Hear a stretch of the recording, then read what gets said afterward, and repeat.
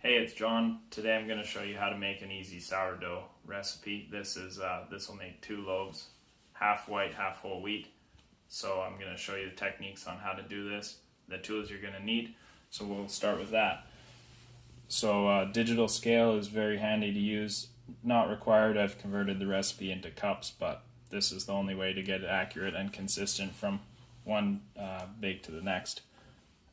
Digital instant read thermometer is also very handy for measuring the temperature of your water, also to keep it consistent from one bake to the next. Proofing basket or cane banneton is also very helpful for the final proofing stage. It also gives a nice pattern to the loaf, but it's not required either. A Dutch oven is required for baking this loaf of bread. It gets humid inside the oven, so it'll get a nice crackly crust when you use a Dutch oven. Alright, let's get started. The first step of the process is to get yourself some sourdough starter. You can find lots of videos on YouTube on how to culture one yourself. You can get some from a friend, or you can buy them off the internet. So we're going to start off. You're going to need a large bowl like this one. This is from the dollar store, about $1.50. You're going to add 684 grams of warm water to that, so between 90 and 95 degrees if you have a instant read thermometer, and that's about 2 7/8 cups if you don't have a scale. So we're going to add that to the bowl. Takes a little bit more than that.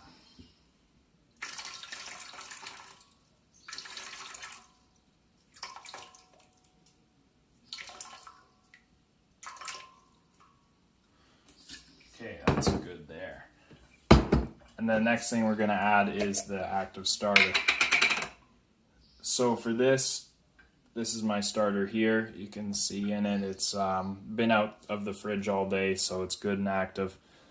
It's doubled in volume since its last feeding. So we're going to add 216 grams of this into the bowl, which will use up most of the jar.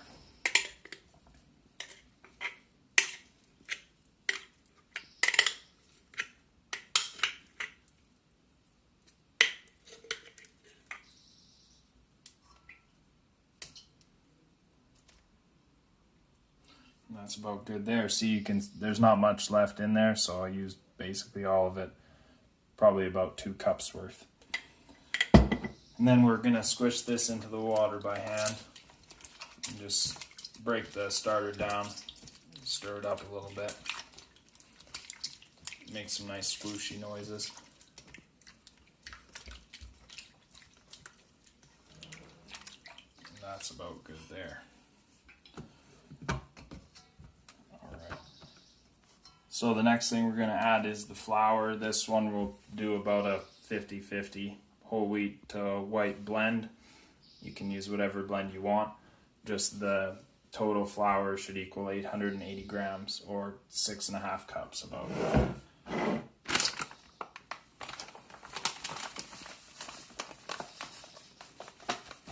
So I'm going to do about 440 grams of each or so, and then we'll make a 50-50 white whole wheat blend.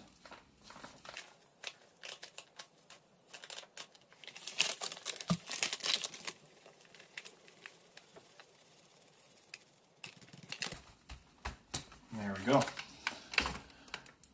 So now we're going to stir this up. The only ingredient we haven't added so far is salt, and we'll add that later.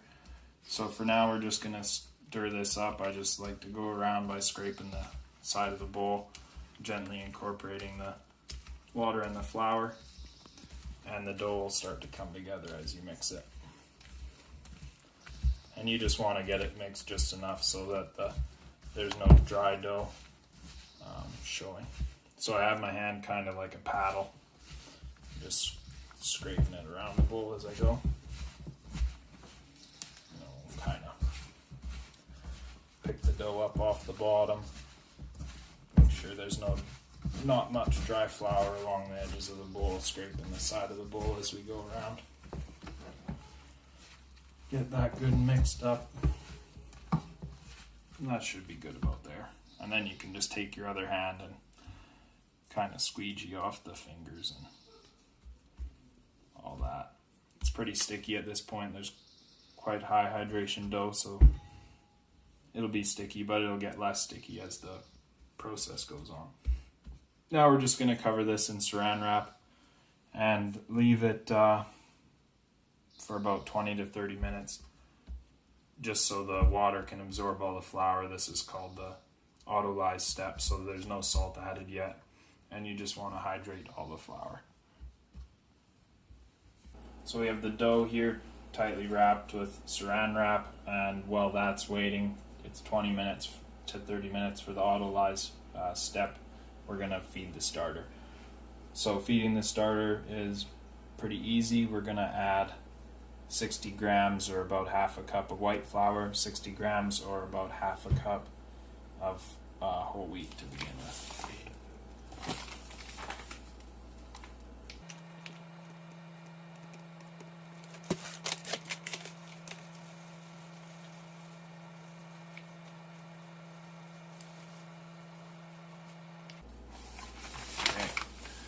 Now we're going to add in the water. So for water, we want 96 grams of water, so 96 milliliters. So if you have one of these, be just under your 100 milliliter line.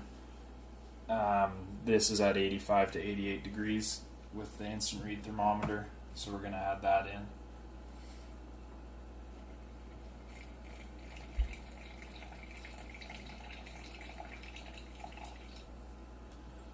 Spot on, and then we're just going to mix this up. So I just get the spoon in there, scrape it down the sides, pick it up into the middle until this is all good and mixed up.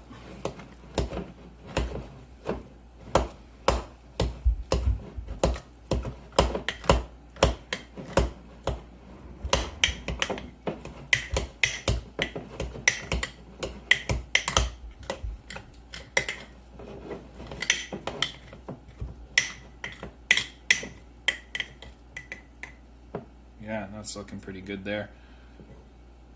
So now I'm just going to close this lid on here. It doesn't fit too tightly or anything, but it's sealed. It's ready to go. I'm going to leave this out on the counter for the next couple hours, just so I start to see it start to increase in volume, start to grow and develop, and then I'm going to put it in the fridge. I'll leave it in the fridge until I want to bake with it the next time. So what I'll do then is just take it out of the fridge in the morning before the next time I want to bake bread, and then I'll start the process over again in the afternoon or early evening. So it's been about 25 minutes. We're going to take this plastic wrap off, save that for later because we'll need it again. And then we're going to add the salt. So this is finely ground sea salt. 22 grams is what you want to use, so that's a bit less than 1/8 of a cup, or a bit less than 2 tablespoons. So we're going to add that in, kind of into the middle, spread it around a bit. You're going to want a bowl of warm water or something with some warm water in it on the side. You're going to want to dip your hand into there, get it wet, and then you're going to want to reach underneath the dough, grab some, and fold it over top of the salt. Turn the bowl 90 degrees, reach under the dough again, and fold it over top. And then do that on all 4 sides. It's gonna, stretch and break a bit here. That's okay. So we've got the salt incorporated in there. You always want to keep your hand slightly damp so it doesn't stick as much. Here's where we're gonna do what's called the pincer method. So use your hands kind of like scissors and pinch the dough along the side. So this is what we're going to do for kneading. So you just work your way along the dough, pinching it back and forth. Don't cut it, but just pinch it into the middle. Get a bit more water on your hand, grab underneath it, stretch it, fold it over top, turn the bowl 90 degrees, do the same thing on the next side, fold it over top, same thing here, and then do that to the final side as well. Then you want to reach underneath the dough ball and flip the whole thing over. As you can see, you can still feel grains of salt in there, and there's some tears in the dough. That'll go away with a few more of these. So we're going to do that about 5 or 6 more times. So pinch all the way along, get some more water.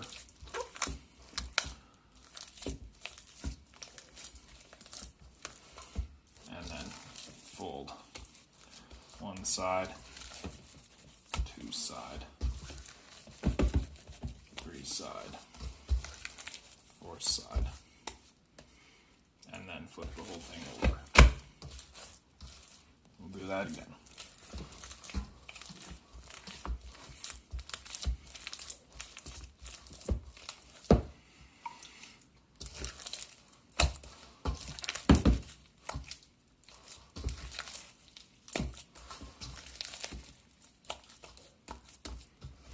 And flip.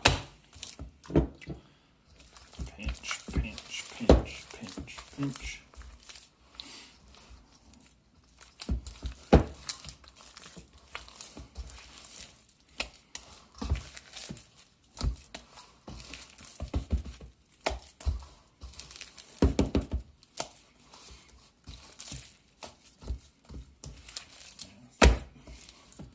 So the dough's starting to come together now.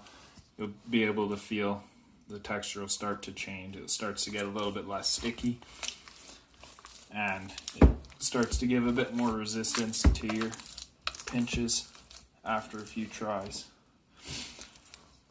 And you can't really feel the grains of salt anymore when you are going through it. So that's good. That means the salt's starting to dissolve into the dough.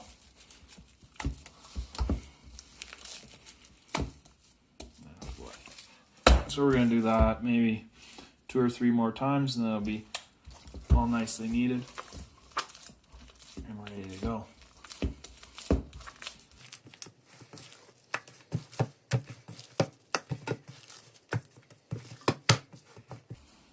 Yeah, it's getting close.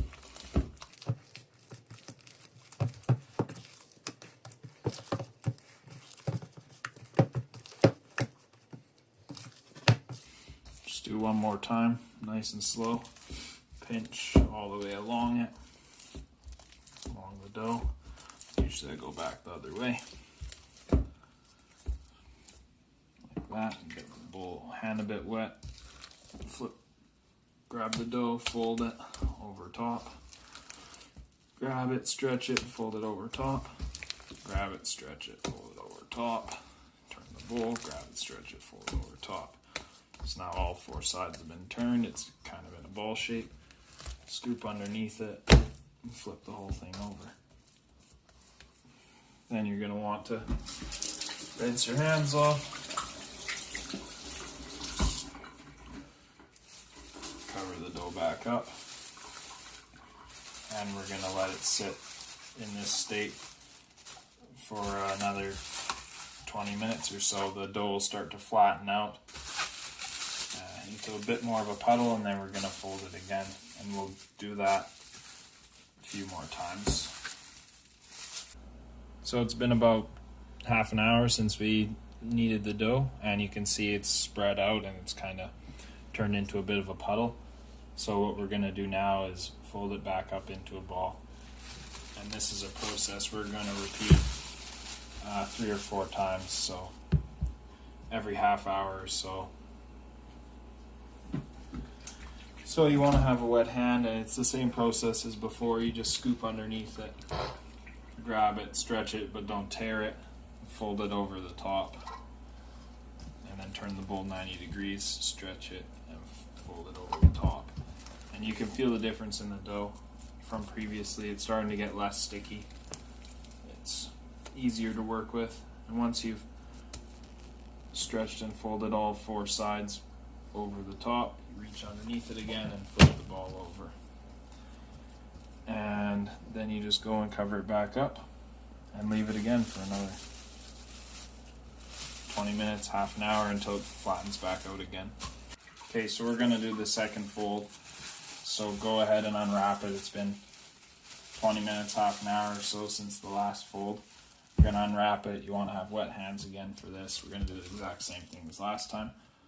Grab underneath, pull it up, put it down, turn the bowl, grab underneath, pull it up, put it down, and keep going around until you should get this nice ball starting to form. Reach underneath and flip it over. And then we'll wrap it back up again, and we'll do that 2 more times. We won't put it on the video because it's the same thing, just with 20 minutes, half an hour between each one. And then we'll leave it in a cool place overnight for about 8 hours or so while it rises and ferments. Or you can put it in the fridge if it's going to be 12 hours or something like that. Alright, so here the loaf is fully fermented and it's ready for shaping, so that's what we're going to do next. So this sat in the fridge overnight. I took it out this morning and let it rise. You want it to rise until it doesn't quite touch the plastic wrap. If it gets too big, it'll be poofy and the loaf will collapse when it's baked. I'm just going to unwrap this. Now you can see it's pretty wobbly, it's airy, it's good to go. We're going to flour the work surface.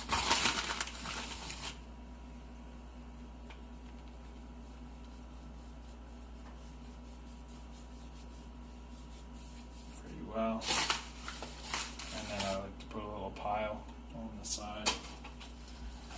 Yeah, with a well-floured hand or a dough scraper, you can scrape the dough out of the bowl onto the counter.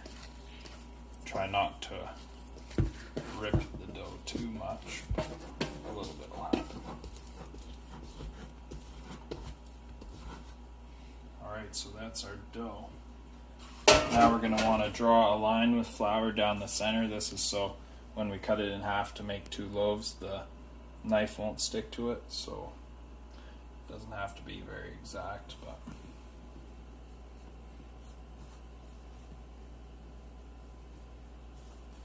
something like that. Grab a knife and cut it in half.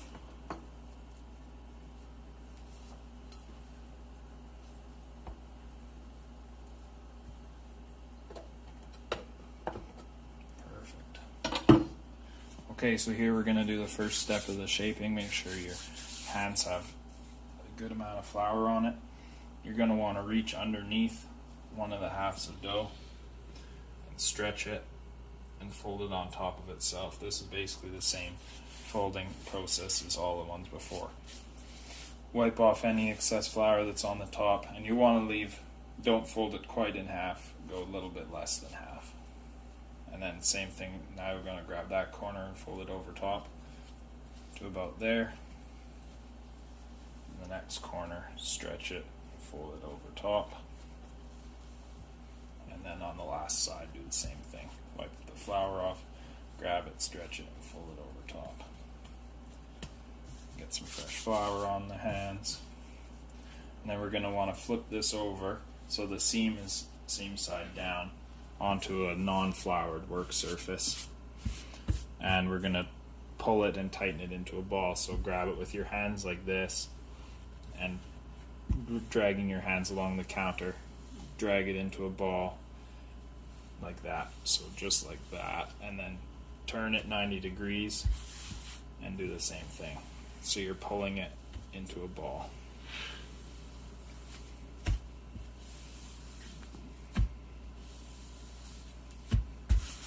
Sure you have flour on your hands for this whole process.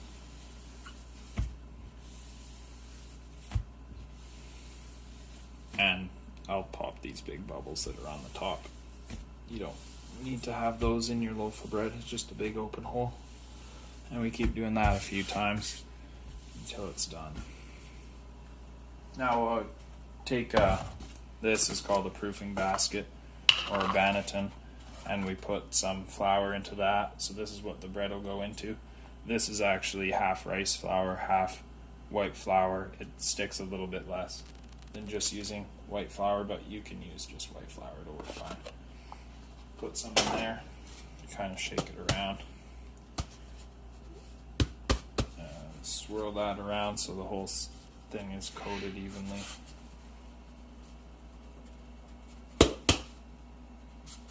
Something like that.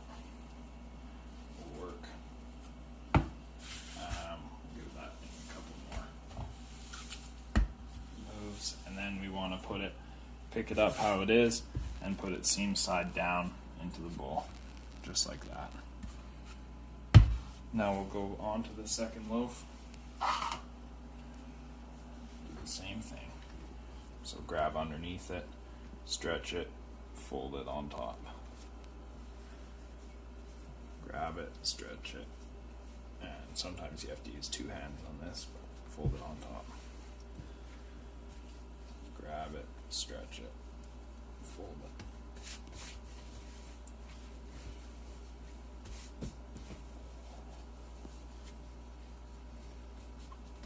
Something like that. Then we want to flip the loaf over, seam side down, onto the counter again. So go like that. Shape it into a ball, and you want it to drag on the counter. So you're kind of pushing down and across, so it tightens it into a ball and sticks that seam together.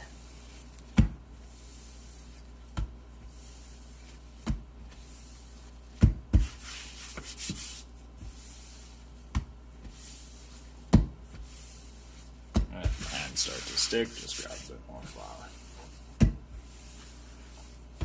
Okay. This one, I do have another proofing basket, but this one I'm going to try proofing in this bowl. I've never done it before. It's just a mixing bowl lined with a pillowcase, or you can use a towel. This should work, just to see if it can be done without a proofing basket. So we're just going to get some the same flour blend in here. Probably needs quite a bit.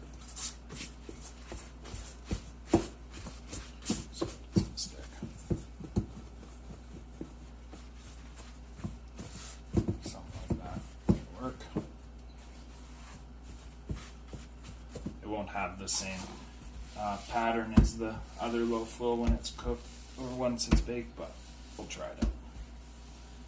And then we lower that in directly. So now we just want to cover these back up and leave them for about an hour and a half.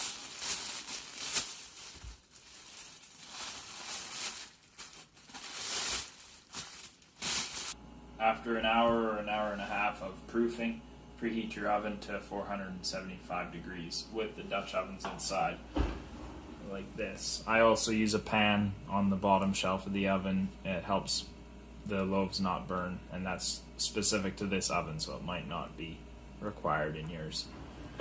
So once those things are good and hot, after they preheat, which takes half an hour at 475 degrees or so, the dough will be completely proofed. And it'll be filling the basket like that. So we want to get 2 sheets of parchment paper out like this, and then grab a hot Dutch oven out of the oven. Close the oven in between to keep the heat in. So you want to take your bread, unwrap it, flip it over onto the sheet, pick it up, carefully lower it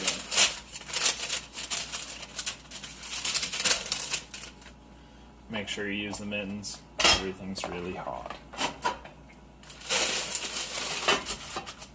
And then open her up and put it in.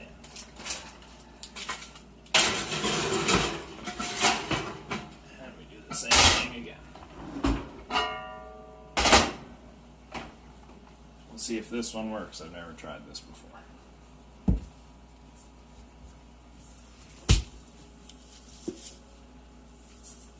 Not bad.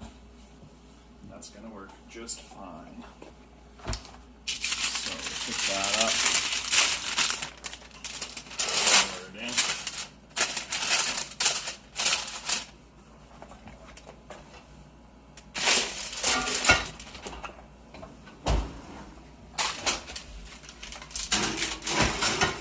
In the oven it goes. For this oven, I turn it down to 450 degrees, which is about here on my oven. It'll be different on everyone's oven. 450, and you bake that for 30 minutes. So we're back after half an hour baking, and we're going to take the lids off and we're going to bake it some more. Nice.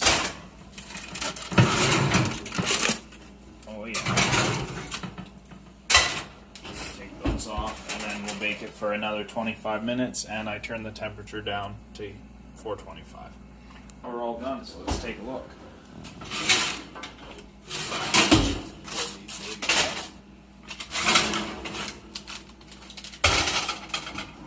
Oh yeah.